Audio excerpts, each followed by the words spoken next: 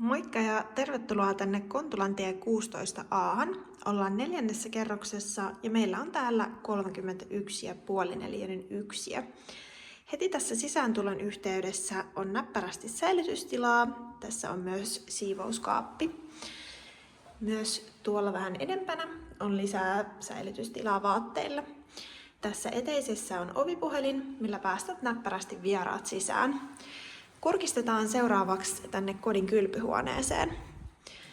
Tämä kylpyhuone on moderni ja täällä on mukavasti säilytystilaa kosmetiikalle. Täällä perällä on suihku ja tässä suihkun vieressä on liitäntä omalle pyykinpesukoneelle. Ylhäällä on myöskin verhokisko valmiina, joten tähän saa näppärästi laitettua oman suihkuverhon.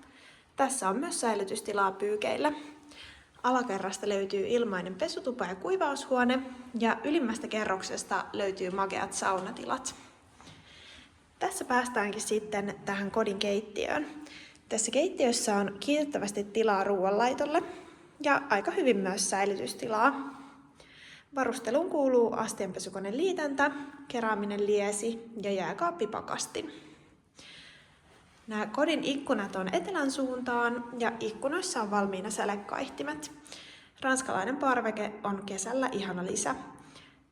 Täällä on myös verholistat valmiina, joten halutessasi voit laittaa myös omat verhot. Täällä huoneen perällä on tilava alkovi, jonne saat laitettua sängyn. Alkovin ansiosta tähän muuhun huoneeseen jää hyvin tilaa sisustaa tämä koti juuri omanlaisella tavalla.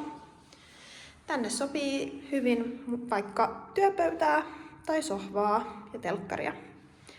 Tämä sijainti on tosi näppärä.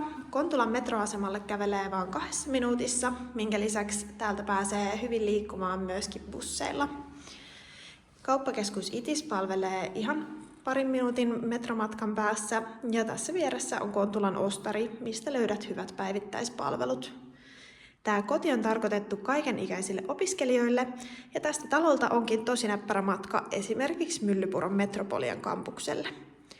Hae meille opiskelija-asuntoon tänne Kontulaan.